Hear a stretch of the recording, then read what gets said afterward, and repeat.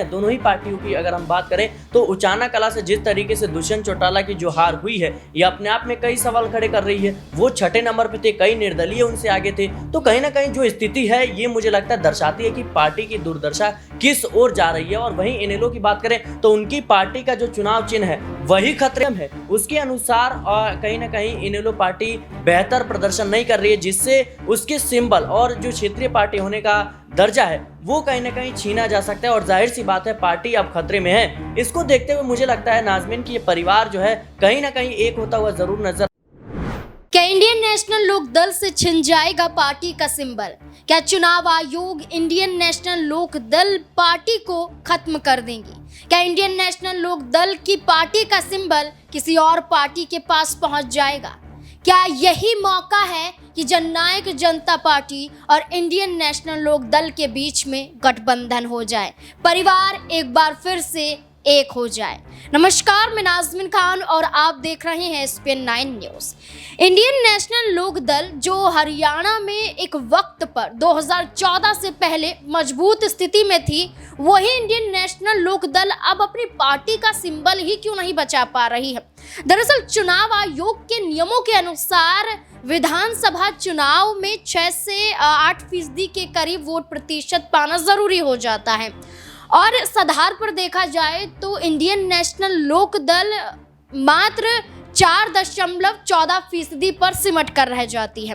और पिछले 4 चुनावों में इंडियन नेशनल लोक दल का राजनीतिक विस्तार नहीं हो पाया है। लोकसभा चुनाव से पहले 2019 के विधानसभा चुनावों का जिक्र करें तो मात्र एक ही विधानसभा सीट एलनाबाद विधानसभा सीट से अभय चौटाला चुनाव जीतते हैं। 2019 के विधानसभा चुनाव के बाद 2019 में लोकसभा चुनाव भी हुआ। उस दौरान भी इंडियन नेशनल लोक दल मात्र हार का सामना करती हुई नजर आई। 2024 के लोकसभा चुनाव में एक सीट भी नहीं जीती। वहीं 2024 के विधानसभा चुनाव में मात्र 2 सीटें ही इंडियन नेशनल लोक दल ने जीती, रानिया और डबवाली विधानसभा सीट। यहाँ पर तो अभय चौटाला अपनी सियासत को भी नहीं बचा पाए। अभय चौटाला अपनी ही साख को दांव पर लगाते हुए नजर आए जब एलनाबाद से विधानसभा का चुनाव वो नहीं जीत पाए। अब मदद की जरूरत है, वरना चुनाव आयोग पार्टी का सिंबल छीनकर किसी अन्य दल को भी सौंप सकता है। जहां इंडियन नेशनल लोक दल के पास मौका नहीं है बल्कि खतरा मंडरा रहा है, तो वहीं जननायक जनता पार्टी के पास अभी भी मौका है 2029 तक। 2 चुनाव बाकी हैं। अगर जननायक जनता पार्टी का भी स्थिर अगर इंडियन नेशनल लोक दल की तरह रहा तो जननायक जनता पार्टी के सिंबल पर भी खतरा मंडरा सकता है। 2029 की बात करें तो लोकसभा चुनाव से लेकर विधानसभा चुनाव में बेहतर प्रदर्शन दुष्यंत चौटाला की पार्टी को करना पड़ेगा। दुष्यंत चौटाला की पार्टी भी एक सीट पर जीत दर्ज नहीं कर पाई, बल्कि पिछले चुनाव में बात करें तो 10 सीटों पर खाता तो खोल पाई थी, इस बार 10 का 0 बन जाता है। अब यही कहा जा रहा है कि क्या ये मौका आ चुका है कि परिवार को एक हो जाना चाहिए इस मुश्किल घड़ी में। इससे जुड़े हुए कई और तमाम सवाल यहाँ पर बनते हैं। मेरे साथ मेरे सहयोगी सिराज मौजूद हैं। सिराज, क्या लगता है आपको, हरियाणा में विधानसभा चुनाव में दोनों पार्टियां तो कोई करिश्मा नहीं कर पाई, सत्ता में आना छोड़िए वो कुछ सीटें भी नहीं जीत पाई, सिर्फ 2 सीटें इनेलो, लेकिन जजपा तो अपनी 10 सीटों को भी गंवा बैठती है। क्या लगता है कि अब जो खतरा मंडरा रहा है, क्या परिवार को एक हो जाना चाहिए? जी बिल्कुल नाज़मीन, जाहिर सी बात है हरियाणा में जिस तरीके से विधानसभा चुनाव की समाप्ति हुई उसके बाद देखा गया कि जननायक जनता पार्टी जिसके पास 10 विधायक थे वो एक भी सीट जीतने में नाकाम जो है रहती है। और जाहिर सी बात है कि दुष्यंत चौटाला खुद अपनी सीट जो है वो नहीं बचा पाते हैं। तो ऐसे में कई सवाल जो है खड़े होते हैं जननायक जनता पार्टी पर भी। लेकिन बात करेंगे इनेलो की, जाहिर सी बात है कि पार्टी ने सिर्फ विधानसभा चुनाव में 2 ही सीट जीते, जबकि मायावती के साथ उनका गठबंधन भी था और बेहतर प्रदर्शन की उम्मीद थी। लेकिन तमाम जो कयास थे उस पर विराम लगाते हुए कहीं ना कहीं देखा जाए तो इनेलो पार्टी का बुरा प्रदर्शन रहा। और जाहिर सी बात है जो उनका वोट प्रतिशत है वो लगातार उसमें घटते हुए क्रम में देखे जा रहे हैं। और इसी को देखते हुए माना यह जा रहा है कि चुनाव आयोग के जो गाइडलाइंस है, जो चुनाव आयोग के नियम है, उसके अनुसार कहीं ना कहीं इनेलो पार्टी बेहतर प्रदर्शन नहीं कर रही है, जिससे उसके सिंबल और जो क्षेत्रीय पार्टी होने का दर्जा है वो कहीं ना कहीं छीना जा सकता है और जाहिर सी बात है पार्टी अब खतरे में है। इसको देखते हुए मुझे लगता है नाज़मीन कि ये परिवार जो है कहीं ना कहीं एक होता हुआ जरूर नजर आ सकता है, क्योंकि देखिए दोनों ही पार्टियों में अगर कोई भी पार्टी अच्छा प्रदर्शन करती तो जाहिर सी बात है फिर गुंजाइश जो है कम रहती, लेकिन दोनों ही पार्टियों की स्थिति जो है बुरी है और राज्य में इस वक्त भारतीय जनता पार्टी और कांग्रेस का वर्चस्व है। ऐसे में जो पार्टी 2014 से पहले जैसा कि आपने कहा कि एक बेहतर प्रदर्शन करती थी और कहीं ना कहीं हरियाणा की सत्ता में एक बड़ा मुकाम हासिल कर पाई है ये पार्टी, लेकिन अब जिस तरीके से लगातार इसमें जो गिरावट देखने को मिल रही है, इससे मुझे लगता है आने वाले समय में संभावनाएं बन सकती हैं। देखिए, इसका एक बड़ा कारण ये भी माना जा रहा था कि जब परिवार एक था तब ये परिवार हरियाणा में भारतीय जनता पार्टी को भी चुनौती देता था, लेकिन जैसे ही परिवार अलग हुआ तो दोनों ही पार्टियां कहीं ना कहीं नुकसान झेलती हुई नजर आई। अभय चौटाला ने तो दुष्यंत चौटाला पर आरोप लगा दिया कि भारतीय जनता पार्टी के साथ दुष्यंत चौटाला जुड़े हैं,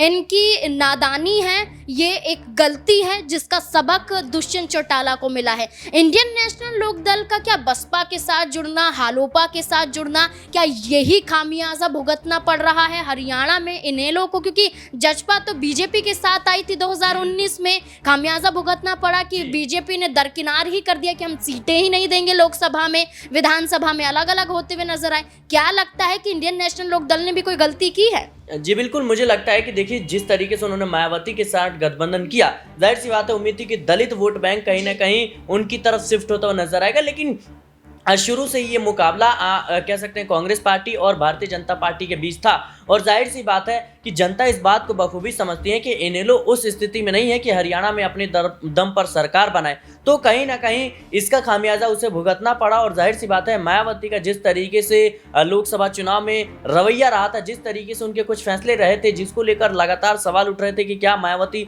भारतीय जनता पार्टी की मदद कर रही हैं, तो कहीं ना कहीं उसको देखते हुए भी जनता का जो एक रुख था वो सहयोगी या यूं कहें कि क्षेत्रीय पार्टियों की तरफ नहीं था। जाहिर सी बात है ये मुकाबला सीधे तौर पर कांग्रेस और बीजेपी के तरफ ही था। आपने देखा होगा 2019 में जिस तरीके से दुष्यंत चौटाला जो है कहीं ना कहीं बीजेपी के खिलाफ वोट मांगते हुए नजर आते हैं, बीजेपी के खिलाफ जो है चुनाव लड़ते हैं, लेकिन सत्ता में आने के लिए वो उनके साथ गठबंधन करके सरकार चलाते हैं। तो अब देखिए किस तरीके से जनता जो है इन तमाम बातों को ध्यान में रख रही थी और जिस तरीके से दुष्यंत चौटाला का जो हाल हुआ है, मुझे लगता है यही नतीजा जो है, यही खामियाजा मुझे लगता है इनेलो के साथ भी देखने को मिला है। देखिए, यहाँ पर अगर हम बात करें तो जजपा संघ देखा जाए तो अजय चौटाला, दुष्यंत चौटाला एक बड़ा चेहरा है जननायक जनता पार्टी में। अगर हम इंडियन नेशनल लोकदल की बात करें तो बड़ा चेहरा अभय चौटाला है और दूसरा चेहरा ओम प्रकाश चौटाला है। ओम प्रकाश चौटाला के बेटे हैं अजय चौटाला, अभय चौटाला, और ये दोनों ही एक अलग अलग राह को अपनाते हुए नजर आते हैं। अभय चौटाला ने अजय चौटाला, दुष्यंत चौटाला पर आरोप लगा दिया कि पिता को जेल पहुंचाने का काम खुद यहाँ पर जननायक जनता पार्टी के इन दो चेहरों ने किया है। लेकिन अजय चौटाला ये कहते हुए नजर आए थे कि हमने कभी भी पार्टी को नहीं छोड़ा था, कभी भी परिवार को नहीं छोड़ा था, बल्कि हमें बेदखल किया गया था, हमें निकाला गया था। देखिए, सिराज विधानसभा चुनाव के मद्देनजर अजय चौटाला माफी मांगने के लिए भी तैयार थे। एक वक्त पर ये कहा था कि अगर ओम प्रकाश चौटाला चाहे तो अभी भी हम परिवार के साथ जुड़ने के लिए तैयार हैं। वहीं ओम प्रकाश चौटाला कई मायनों में ये कहते हुए नजर आए हैं कि कोई भी राजनीतिक रूप से स्थिर नहीं होता है, कोई किसी का सगा नहीं होता है, आज यहाँ है तो कल कहीं और होगा। क्या लगता है कि यही मुद्दा बन सकता है कि जहाँ पर तेवर दिखाए जा रहे थे सख्त, लेकिन कई मायनों में नरमी भी दिखाई गई और यही नरमी दर्शाता है कि परिवार जुड़ सकता है? हाँ जी बिल्कुल, संभावनाएं बन सकती हैं। जैसा कि मैंने पहले ही कहा कि किसी भी पार्टी या किसी भी नेता का अस्तित्व जब तक रहता है, जब तक जनता का उनके प्रति लगाव होता है, जनता उन्हें वोट करती है, जनता उन्हें जीत कर विधानसभा या फिर लोकसभा भेजती है। लेकिन अभी जो परिस्थितियां हैं दोनों ही पार्टियों की अगर हम बात करें तो उचाना कला से जिस तरीके से दुष्यंत चौटाला की जो हार हुई है, ये अपने आप में कई सवाल खड़े कर रही है। वो 6ठे नंबर पे थे, कई निर्दलीय उनसे आगे थे,